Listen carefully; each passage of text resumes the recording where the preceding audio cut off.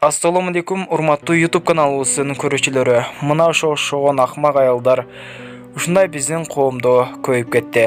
Албетте биздин видеого лайк басып, каналыбыздагы эң туура жазылуучуларыбыздын катарына кошулуп коюңуздар. Подписаться деген кнопканы басып, оң жак жагындагы коңгуроо да баса кетиңиздер.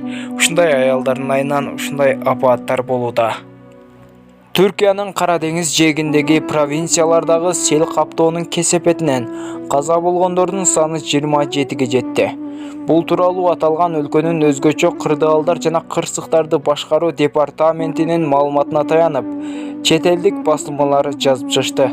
Учурда жаратылыш кырсык болгон аймакта издөө куткаруу иштери уланууда.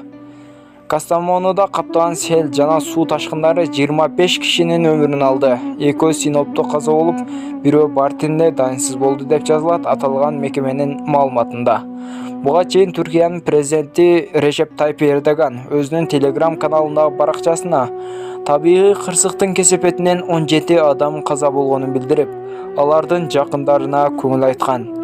Айта кетсек, табигый кырсыктын кесепетинен 600 адам эвакуация болуп, 300 калктуу пункт электр жараксыз калганы айтылган. Ошондой эле Кастамону провинциясындагы Бозкурт шаарында бир катар көп кабаттуу үйлөр ураган. Учурда издөө куткаруу иштери уланууда. Орусиянын Воронеж аймагындагы соода борборлорунун биринин жанында токтоп турган автобус жарылып кетти. Бул тууралуу жергиликтүү маалымат булактары жарыялады. Маалыматка ылайык 35 жүргүнчүнү ташып бара жаткан автобустун ичинде бир дагы бош орундук болгон эмес. Жарылуу учуру каршы тарапта турган унаанын видеокамерасына түшүп калган. Акыркы маалыматтарга ылайык жарылуудан 16 жүргүнчү оор жаракат алып, бир аял жандандыруу бөлүмүндө каза тапкан.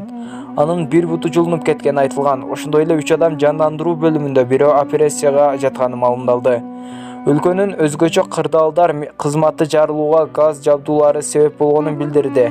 Ал эми жүргүнчүлөрдү ташыган компаниянын жетекчилиги бардык автобустары дизель менен иштеэрин айтышууда. Ал эми тергөө комитети коопсуздук талаптарына жооп бербеген унаалар менен кызмат көрсөткөндүгү үчүн аталган компанияга кылмыш ишин козгогон. Жалал-Абад облусунун Базар Коргон районунда 2 жаштагы кыз агасынын унаасынын алдында калып, дөңгөлөккө кыпчылып калган.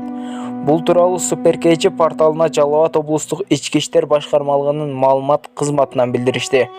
Билдирүүгө ылайык, окуя 11 август күнү саат 7:00 чамасында болгон. Анда Базар Коргон районунун Аук айылынын Эши аттуу 25 жаштагы тургуну Honda Fit үлгүсүндө унаасын жууп жылдырып жаткан учурда бир тууган агасынын 2 жаштагы Х аттуу кызы дөңгөлөккө кыпчылып калып кокустукка учураган. Натыйжада 2 жашар наристе Базар Коргон райондук оорукананын жандандыруу бөлүмүнө жаткырылган. Бирок эртеси 12 августта өзүнө келе албай чарчап калган, деп билдиришти облустук милициядан. Окуя боюнча чарчап калган кыздын ата-энеси эч кимге доосу жок экендигин айтып, арыз жазуудан баш тартканы кошумчаланды. Тажик аскерлери казган окоптор көмүлдү. Кыргыз-тажик өкүлдөрү телефон аркылуу сүйлөштү. Президенттин Баткен облусундагы ыйгарым укуктуу өкүлү Абдикарим Алимбаев Тажикстандын Согди облусунун аткаруу бийлигинин төрагасы Раджаббой Ахмадзода менен телефон аркылуу сүйлөштү. Бул тууралуу өкүлчүлүктөн билдиришти. Маалыматка караганда сүйлөшүүдө кыргыз-тажик чек арасындагы аң казуу аракеттерин токтотуу жана башка чек арага жакын аймактарда тажик тараптын жүргүзүп жаткан курулуш иштери тосмо боюнча талкуу болду. Натыйжада Лейлек районунун Катта Түз участкасындагы кыргыз-тажик чек арасында тажик чек арачылары казган аң жана Лейлек районунун Максат айылына жакын курулуп жаткан тосмонун курулушу токтотулуп, казылган аң кайрадан толтурулду. Мындан сырткары жакынкы аралыкта чек аралаш аймактардагы жаралган көйгөйлүү маселелер жана чек арадагы орун алган окуяларды алдын алуу жана болтурбоо боюнча Баткен жана Согди облустарынын башчылары баштаган эки тараптын күч түзүмдөрүнүн жетекчилеринин жолугушуусу күтүлүүдө, деп билдиришти өкүлчүлүктөн. Бишкекте балдар паркында орус тилинде жооп берген үчүн сатуучу кызды калькулятор менен башкача ап жиберген жаран убактылуу кармоочу жайга киргизилди. Бул тууралуу бүгүн 13 августта Октябрь райондук милициянын басма сөз кызматынан билдиришти. Маалыматка ылайык, кече 12 август күнү 29 жаштагы Алимбаев аттуу жаран Октябрь рейбинин тергөө кызматы тарабынан убактылуу кармоочу жайга киргизилди.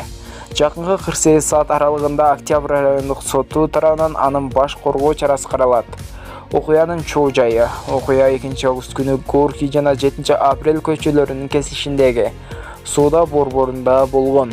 Арыз жазган кыздын айтымында, ал күнү бейтааныш эркек киши мас болуп алып, аны менен урушуп сөгүнгөн. Чатакташып жатканда калькулятор менен башкача абсалган.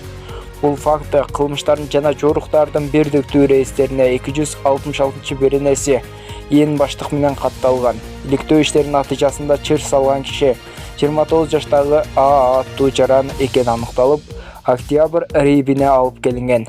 Көп өтпөй бул окуя боюнча Орусиянын Кыргыз өлкөсүндөгү элчиси Николай Удовиченко үн каткан. Ал эми Улуттук коопсуздук мамлекеттик комитети кыргыз тилин билбеген кызды чаап жиберген.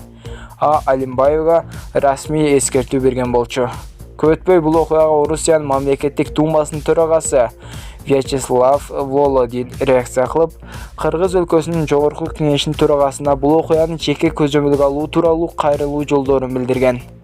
10 августта Тышкы иштер министри Руслан Казакбаев Орусиянын Кыргыз өлкөсүндөгү элчиси Николай Удовиченко менен жолугушуп, аталган оюн-зоок борборунда орун алган Кыргыз Республикасынын жараны менен аталган мекеменин кызматкери Орус улутундагы Кыргыз Республикасынын жаранынын ортосунда болгон окуяны талкуулашкан.